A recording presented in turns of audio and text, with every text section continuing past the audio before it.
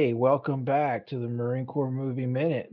This is your co-host Jack and my brother Bryon Lockhart. This week we are recording minute number 29.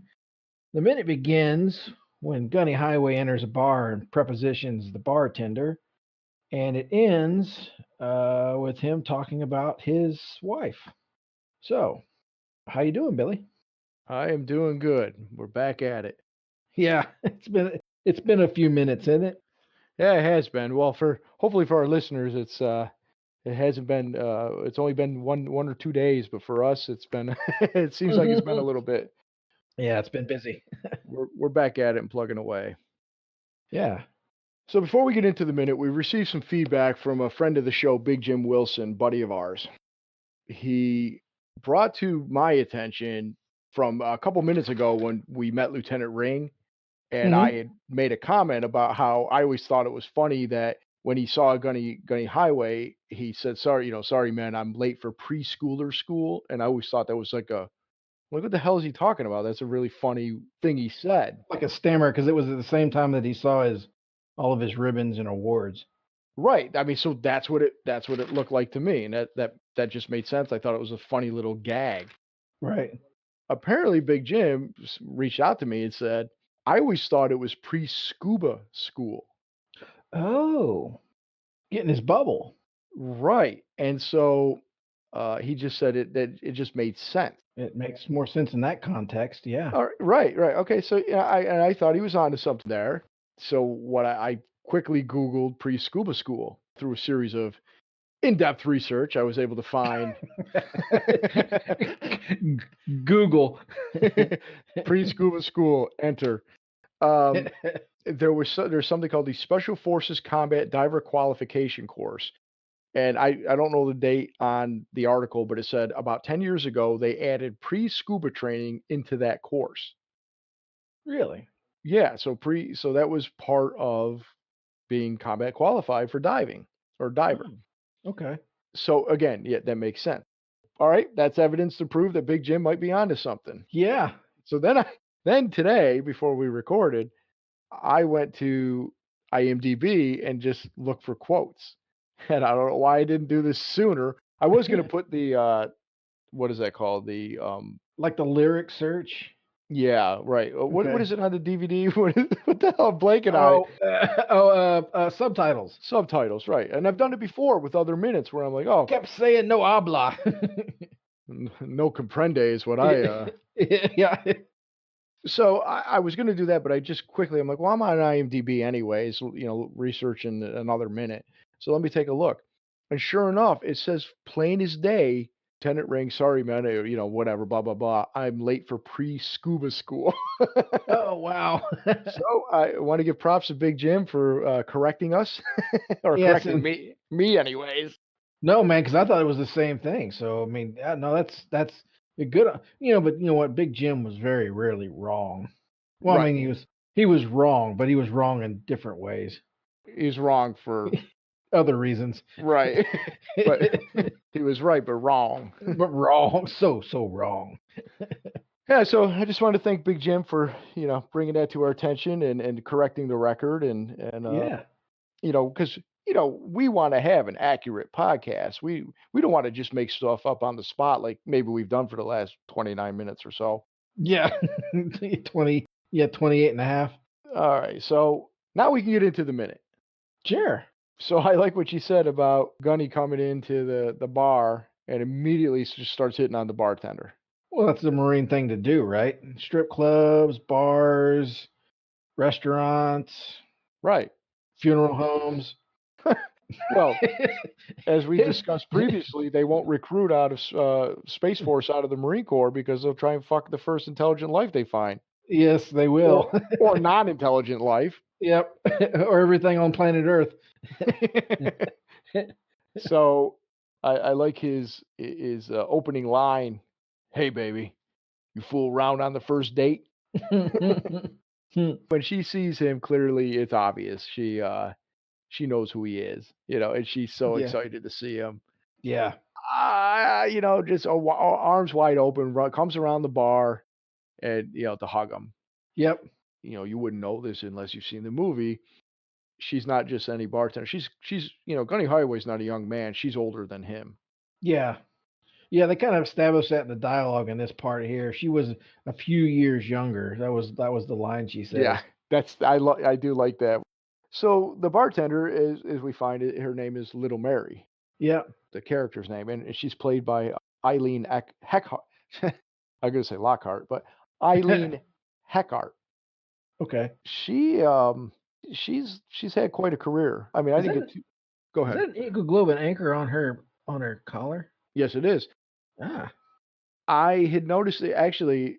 I was trying to look at the background of this bar, Yeah, that bar is pretty badass. and when you and I were just watching in the minute again before recording, and just to kind of refresh our memory, that I'm always paying attention to everything in the background. Here it is, Right. blatantly right in the beginning of the, right in the foreground, and I'm looking in the background. And I'm like that's an Eagle Globe and Anchor pin, and I Yeah. just it's a neat little detail. Yeah. Though it's completely in character for this character, I guess, being that she established that she was married. The best years of her life were married to a Marine, which we really don't know what happened to this gentleman. But she works in a Marine bar next to a Marine base, where so I mean, yeah, Clearly has an affection for Gunny Highway, a yeah, Marine's Marine. yep, yeah, exactly. To highlight Eileen Heckhart, she had her early work was she was did a lot of stage work, and she was Tony nominated, Oh and wow, she actually won Best Supporting Actress in 1972 for the movie Butterflies Are Free. I Not never something saw I've no no no no, it. but she's done a ton of TV work. Yeah, a lot of these people that we've noticed as we've been kind of as the actors and actresses, especially the ones a little bit older, who have Hmm. come on screen, we've come to find out that they've had a lot of TV work. Yeah. Yeah, I mean, she looks familiar, but I don't know if it's this movie or if it's just I've seen her in other things. But yeah, she does seem. There's a lot of those actors that we've seen in this movie so far that you've picked out in other things. They're like, oh yeah, but you just don't know where, or if it's the fact that we've seen this movie 100 times. Agreed.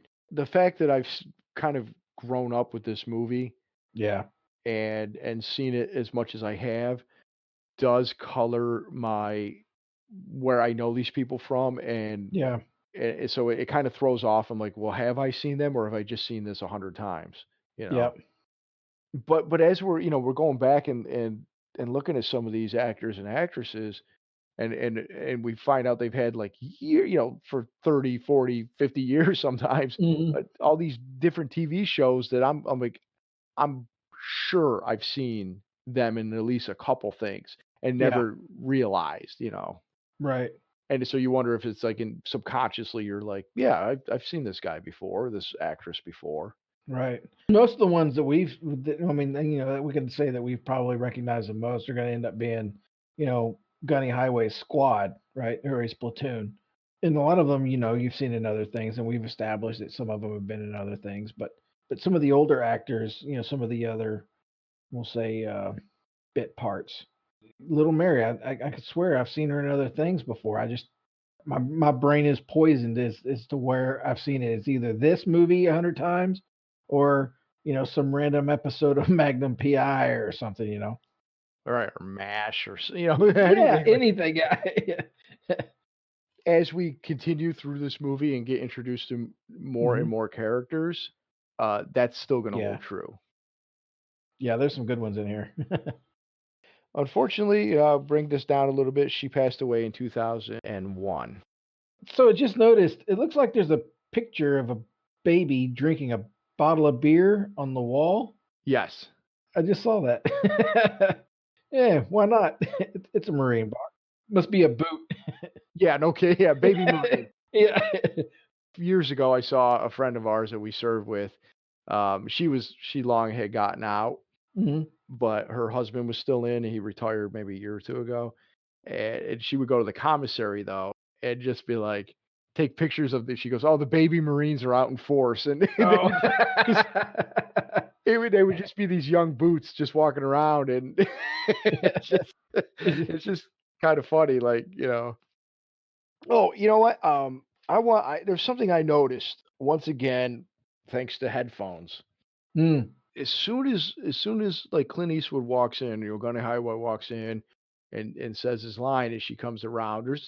They're talking a lot, but there's pauses in between their conversation, and it is plain as day that there's a song playing in the background. mm, Just in and it makes sense. It's a very low key bar. You could tell this is probably a bar for older people. It almost is like reminds me of like a VFW or a yeah, what's the yeah. other one? Oh, uh American Legion. yeah. I was gonna say VA, but I was like, no. No, no, that'd be just people waiting around forever. Yeah, Yeah, so it just it's an old time bar and it's a very mellow song that's in the background. And it's hard to yeah. make out. And maybe I've noticed it before in the past, but it again listening to these minutes with headphones on, Hmm. it stood out. And there's certain times where it's very loud. Right. Where I think when you're watching it on TV, it kind of gets drowned out in the background. You don't really notice it. Yeah. So I wanted to figure out what is this song. My Google Assistant was useless. Oh. No, but anyways, I started trying to do some research about the soundtrack for Heartbreak Ridge, Right. which there really isn't a like an audio soundtrack, but on IMDb and other places have some information about songs and stuff like that. Right. Well, anyway, so I looked it up, and it's a woman singing. It's a very mellow song, and it's Jill Hollier. Huh. Now, with a deeper dive, she actually has 3 songs on this soundtrack. Really? Yeah. Would have been awesome if you just said, "Yeah, I heard this song," and come to find out, it's Metallica, "For Whom the Bell Tolls." And all these Right. old people just sitting around. Dun, dun, dun. Jill Hollier, huh? 3 songs on. Yeah, Jill Hollier. And I was able to narrow this down. I couldn't tell which song it was exactly. It's Mhm. either Secret Love or A Very Precious Love. Hmm. So I sense a theme there between the songs. So Yeah, I think she's a 3-hit wonder. it's funny you say that because there is another song I will get to later in a future minute that she's in that as well. So I'll save to talk about that song then. But Okay. basically, I know it's not the song later because I was able to identify the one in a later minute. I forget what minute it is. It's a little ways down the line. So we'll discuss that then. Sounds like she was like a country singer. I could not find much about her. Found some a magazine article about a place in Waco, Texas. The Hollier sisters, they were twins, out and sing there, and they got a. I found a thing from 1973. It said next Jan and Jill Hollier, twin sisters from Port Arthur, will sing a duet of country mountain music. The twins, both freshman music majors, accompany themselves on the flute and guitar. There was something about how they would come into this one restaurant in like Waco, and they would sing. I really couldn't find much else about her, but she apparently sang a song for Clint Eastwood, and it's one that he wrote. There's some celebration of Clint Eastwood from like the late 80s or 90s that was on like TV, and she sang a song to Clint Eastwood. Oh, I found a YouTube video of her singing it, and he was, you could tell he was like very smitten with like, ah, very touched by the song, and right. they kept cutting to him, and like I said, there's a YouTube video of it. Well, it turns out he composed that song. Really? Yeah, Clint Eastwood's a Renaissance man. no, he really is. That song, I forget what it is right now, is in this. That's the later minute song. So that's why I was able to narrow it down between Secret Love and A Very Precious Love. I just can't tell which one it is. No, okay. It's funny you say that about Clint Eastwood being a Renaissance man because I knew he sang songs. One of my favorite songs is "Beers to You" with him and Ray Charles, and it's the intro to "Any Which Way You Can." The Monkey movie. Yeah, of course. Of course, I'm going to go back to that damn movie. That's great. Yeah, so he sings "Beers to You" with Ray Charles. The main theme song for Bronco Billy is "Barroom Buddies" with Merle Haggard. I think he likes having little passion projects with people that he enjoys. So I knew those things. And when I was in the Corps, a buddy of mine gave me a CD or a tape of what the hell's the guy's name? Randy Travis. Oh Christ. Yeah, Randy Travis doing duets with everybody, Uh and one of them was Clint Eastwood. no shit. And it was like, you don't reach for the honey without first smoking the hive. And he's like, no, you don't drink. No, you don't drink while you drive. So that's really all I knew of Clint Eastwood's, singing. But then I forgot he had done, what was that movie with Saul Guerrero? Oh yeah. You, What's you, his you use the Star Wars name, Forrest Whitaker. Forrest Whitaker. Yeah. I couldn't think of his name. So If you'd have said the guy, the black dude with the loopy eye, I would have been like, nope, nope, nope, nope. And you use a Star Wars name, I'm like, oh yeah, shit, I know who that is. Yeah, we are such dorks.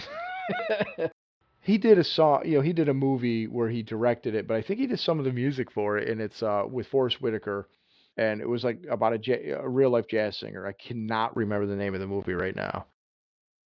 So going back, I was like, all right, what are some of the things that Clint Eastwood did? And so he did "Smoke in the Hive," Mm, as we discussed. He did a song called "Make My Day" with T.G. Shepherd. TG shit. Yeah, T.G. Shepherd. He was a country singer. I looked it up. It was from 1984, and it's basically this kind of country singer I'm not really familiar with singing, and then all of a sudden it's just Clint Eastwood goes, "Go ahead and make my day." Ugh, God Christ. Oh, it's horrible. Stop it, Clint. He was in Paint Your Wagons. Oh yeah. The Simpsons mentioned they got a rough and tumble shoot 'em up western with Lee Marvin and, and Clint Eastwood. And then Clint Eastwood starts singing, and they go, "What the hell is this?" And then when drunken surly Lee Marvin shows up, he's going to shoot somebody, but then he starts singing too. Yeah. Hey, spoiler alert! I like that movie, Sure you do. but I didn't realize he's also a composer. Like Clint Eastwood's a composer. He composed the songs for a lot of his later movies, like J. Edgar, Yeah. The Changeling, The Hereafter. Actually, I found a song from Heartbreak Ridge, as we'll talk about later. He composed the song "How Much I Care." That's from later by Jill Okay. Hollier. But he did the love theme from Bridges of Madison County. So when I found out about his music career, is he's always had a strong passion for music, and jazz and country and western are his favorites. Right. But he's a pianist and a composer. Oh wow. He developed as a ragtime pianist early on. In the late 1959, he produced an album, Cowboy Favorites, which he released on the Cameo label. Yeah, and jazz was a big, important part of his early life. Well, I mean, guess jazz during that time period probably was like the way you and I grew up to like regular rock and roll. Oh, Like yeah. Aerosmith. So to them it was, well, to him it was probably just pretty commonplace. It makes sense. Yeah. Yeah, it totally does. Yeah, before the devil's music, Right, right. And yeah, so he composed a score that I think we said Mystic River, $1 Million Baby, Flags Are Fathers, and a few others I've already mentioned. Hmm. Yeah, so he's done a ton of stuff. Actually, his son too is a jazz bassist and composer himself, Kyle Eastwood. Oh, I was thinking Scott. I didn't know yet. Yeah, Yeah, you just spitting kids out, is he? right. I was, Googling some of these songs. I'm like, well, I want to hear, this "Make My Day" song and stuff like that. Because, like I said, I do some of them, but not all of them. It led me to some old Rawhide episodes where he was singing. Oh no. Yeah, and Oh, I didn't no. realize. Yeah, I didn't realize he sang a lot on that show, I think. Yeah, he. So I found this one episode where somebody was supposed to be on stage. All the rowdy cowboys are there, and the person wasn't showing up. So they're like, "Hey, send Clint Eastwood out there." I forget his name on the show, and he's like, "I'm not going out there." And they're like, "Come on, you got to do it. Just go out there and sing." And of course, he gets out there and he sings great. legitimately, I thought he had a great voice. And so I was like, wow, that's not the raspy voice as he gets older. So I was pretty impressed, and I was like, I thought that was funny. So I'm like, so he had been singing. I didn't know this, but for his whole life. Huh. I like you said, I thought when I heard these like, hey, I'm the director, I'm the producer, I'm gonna sing the theme song. Yeah. I thought it Yeah. was like a vanity project, like you said, like. But no, he's music's been a big part of him, and I did not realize how much he composed. But Well, yeah, it's totally side note from this. no, that's I mean he's talented, so I mean that's pretty cool. Well, I found because after watching a couple of those clips of him singing on Rawhide, I found an episode where it was him versus Charles Bronson, Oh no. and I was like, oh my god, this is great! I gotta watch it. And it was just basically Charles Bronson. Death Wish or Dirty Harry. Right, exactly. Well, they were both much younger than that, that's for sure. But yeah, Charles Bronson was going to kill a man over getting mud on his pants, and Clint Eastwood said, that's an awful high price you put on a pair of pants. He said, well, he should have been more careful or whatever, and so he's like, step aside, and he's like, I'm not stepping aside, So they were about to pull, but then somebody came in and kind of broke it up, and Then a dance yeah, exactly. It's a walk off. I saw a picture of Charles Bronson. I don't remember what year it was. That little dude was yoked. He was Jesus. No, when he was a younger man, that dude was jacked. Oh, dude. He was walking around with like some like model chick or his wife or girlfriend or something in a bikini on. It was like in California, and he had like a pair. He was just walking around like jeans and no shirt, and I was just like, Jesus Christ, wow. Yeah, he was like a coal miner or something like that, and Mm. I mean that dude. I mean he looked 57 his whole life. Yeah, he always reminded me of a catfish with that silly ass mustache or that hat. Right, right. But yeah, like I remember watching The Dirty Dozen for the first time, Oh, that and movie rules. it's so good. Oh, actually, no, not The Dirty Dozen. That is good, and is great. But no, it was The Magnificent Seven when they go to recruit him, Oh yeah, and he's up there like just splitting wood, yeah. and they don't. I'd never seen the movie at this point, and I knew he was in it, but I was thinking he was going to be some other actor, Uh, and they showed him in the background. I'm like, who's that massic man back there that they're going to recruit? And then the camera got closer, and I'm like, holy shit, that's Charles Bronson. He's huge. Because yeah, I mean, most of the time when I saw Charles Bronson, I'm thinking of Death Wish, where he's an older man and yeah, so svelte anymore. So yeah, yeah. And he wasn't very tall, from what I understand. mm-mm, He was like a little bitty guy, but yeah, he was I wouldn't mess with him. shit. No, no, not even a little bit. All right, we'll circle back to the actual movie proper and before maybe talk about that before the minute ends. Yeah, we're going off roading. Little Mary sees him. She's like, "I'll get you a beer," and she's so happy to see him and all that. He doesn't stop flirting with her though. No, yeah, in true Marine fashion. I think that's the default setting when he goes into a bar. She's like, "Damn you, boy! Don't you know how to write or call?" He's like, I don't want you to give you any sleepless nights thinking about me." Yeah, and the whole time he's winking at her. He's smiling at her, and he's holding that beer to his mouth. I don't even know if he takes a drink. Oh, it just occurred to me how they know each other. Okay, Um, go for it. I'm curious to hear your theory. Because I asshole. know, because I've seen the movie. Yeah, yeah, no, but no, yeah. So I've seen the movie a lot too, but it just like I guess when you're just watching it, you don't pay attention to these things. I just connected the dots. He was one of the guys that they fought with at Heartbreak Ridge. Correct. Yeah, Little Little Mary's husband was with Tom Highway and Sergeant Major Chuzu, which we will get more details about that later. right. But But you're right. That's but how, and that's why she's a little bit older. right, and I'm also a giant asshole that I just connected those dots that they really blatantly tell you about. Yeah, it's explicit later. Yeah, I'm like, I guess I must have got up to go piss during all those times I saw this movie. You're like, Like, oh, yeah, I need to go shit. I'll be back. It's just, well, they're talking about real life stuff. Yeah, tune it out. boo. Get back to the guns and the shooting. Yeah, yeah, blow something up. We get the famous line that we've used. Panther piss. Panther piss.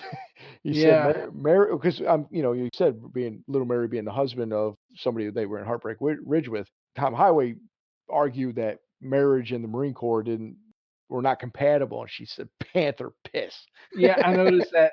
Yeah, and yeah, after making such a big deal about that, you know what? I'm wondering if her husband was the originator of that phrase. That makes sense. Yeah, they use it again themselves, either her or not her, Tom Highway or Sergeant Major Chuzu. Right. So yeah, that's a good theory there. She said the best years of her life were with a Marine, Yep. and she said if she was a little bit younger, she'd make him eat his words and curl his toes. Yeah. And of course he jokes, I bet you could. Yeah. He kind of laughs and smirks at that. I bet you could. Remember that, ladies. The best years of your life could be spent with a Marine. I do like though that she immediately being kind of like the mother hen type turns her Mhm. right back around.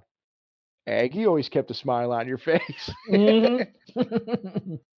And right there with that comment, that kind of sets up the other half of the movie. He's Yeah. the first Yeah, the character. Yeah, the foreshadowing of the character we haven't met yet. right. Because his, I don't know, one's plot A, one's plot B, I don't know, but one plot, one story is, hey, I got to get these Marines into shape, and I deal Yep. with an asshole, major, Right. a major asshole. Yeah, and the other is the plot where he is reading women's magazines, trying to connect with. Apparently, he seems to have plans at this point with reconnecting with his ex. Yeah, I'm wondering about that because I guess we'll talk about it now. I don't think it gets into it at all in this movie. He's reading those magazines to be more of we assume to be more of a sensitive guy. Yeah, That's what it's what I take is that comes back up. trying to understand where he went wrong, maybe, or do things different. Yeah, He's treating like training manuals. but he didn't seem to know, is my guess. I'm just guessing that he doesn't seem to know that his ex-wife was here. Like he wasn't trying to get back to Fleet Marine Force, because he wanted to reconnect with his wife. He wanted to get back to a fighting unit because that's what he is and that's what he does. Right. But I do wonder if he's finally. He's starting to see the sunset. Yeah, and so he's like, he realizes how he is and maybe needs to make some changes. And he doesn't know how to do it, so he's reading women's magazines to figure out sensitive to a woman's needs. Yeah. He's like, what have I been doing wrong all these years? I thought I was doing it right. Which is it's a great sense of awareness on his part as a character, I guess. Yeah, I mean that basically ends the minute. Oh, one thing I did want to point out, I noticed a sign in the background that says an old bastard lives here. Uh-oh, do you hear me? Please stand by as we deal with some technical issues. All right, ladies and gentlemen, this brings us to the end of our minute. As we stated, the minute ends with Little Mary bringing up Aggie. And if you notice, I am running solo at the moment. My boy Perry had some technical difficulties, and hopefully I'm still online and talking to all you nice folks out there in podcast land. So we're going to go ahead and end minute 29 and ask that everybody come back and join us on Friday for minute 30. These technical difficulties that Perry ran into, it's a bunch of panther piss.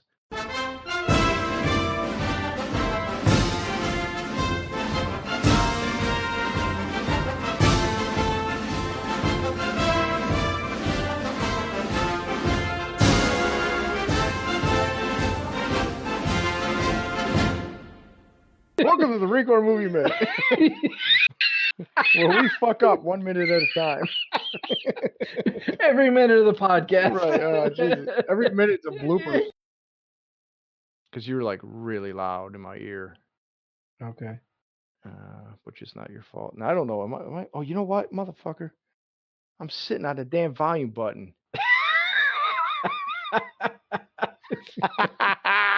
I've got this damn headset. And I'm like, what the fuck? I'm like hitting on my computer, hitting it down, and it keeps fighting me, and it's going back up. I'm like, what the fuck? You're sitting on the lasso of truth. You're sitting there like, yeah, you're gorgeous, and I don't want to die. Right.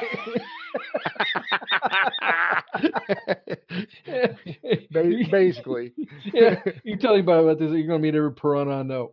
Oh, jeez. Well, we got our blooper.